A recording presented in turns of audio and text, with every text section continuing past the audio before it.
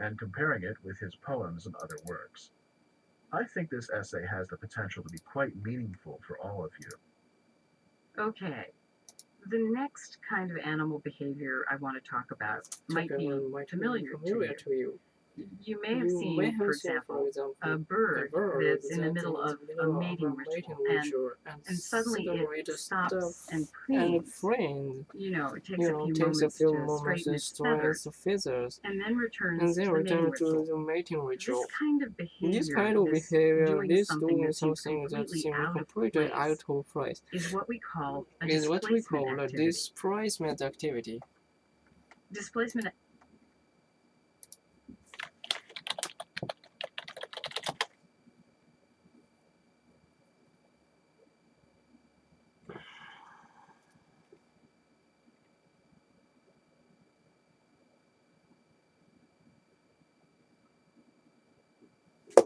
Displacement activity.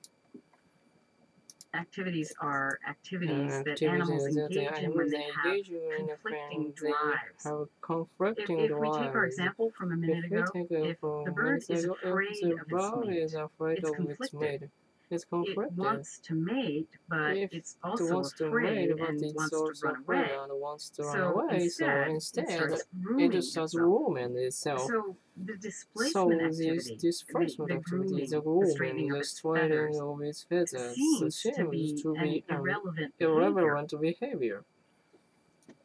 So what do you think another example of a displacement activity might be? How about an animal that, instead of fighting its enemy or running away, it attacks a plant or a bush? That's a really good suggestion, Carl.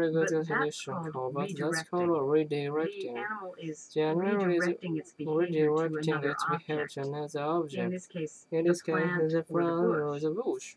But that's not irrelevant or inappropriate behavior. The behavior makes sense. It's appropriate under the circumstances. But what doesn't make sense is the object the behavior is directed towards.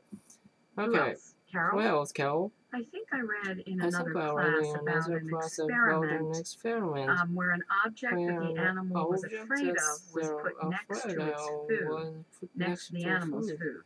And the animal, it was conflicted between confronting the object and eating the food, so instead it just fell asleep. Like that? That's exactly what I mean.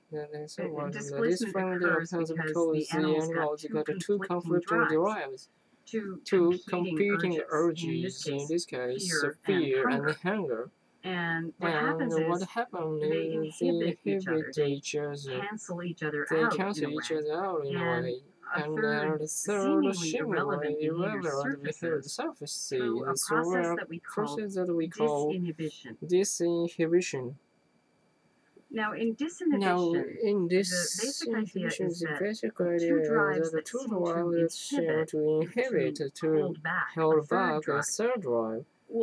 Well, they get in the way of each other in a conflict situation and somehow lose control, lose their inhibiting effect on that third behavior, which means that the third drive surfaces it's expressed in the animal's behavior. Now, these displacement activities can include feeding, drinking, grooming, even sleeping. These are what we call comfort behaviors. So why do you think displacement activities are so often comfort behaviors, such as grooming? Maybe because it's easy for them to do.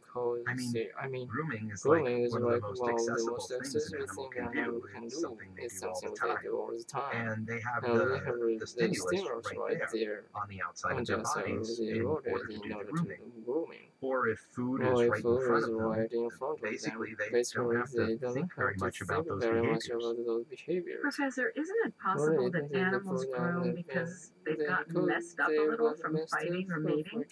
I mean, if a bird's feathers get ruffled, or an animal's fur, maybe it's not so strange for them to stop and tidy themselves up at that point. That's another possible reason, although it doesn't necessarily explain other behaviors such as eating, drinking, or sleeping. What's interesting is that studies have been done that suggest that the animal's environment may play a part in determining what kind of behavior it displays. For example, there's a bird, the wood thrush. The wood thrush. Anyway, when the wood thrush is in an attack-escape conflict, that is, it's caught between the two urges to escape from or to attack an enemy. If it's sitting on a horizontal branch, it'll wipe its beak on its perch. If it's sitting on a vertical branch, it'll groom its breast feathers. The immediate environment of the bird, its relationship to its immediate environment seems to play a part in which behavior it will display. As young people who probably wonder about things like truth and where your lives are going.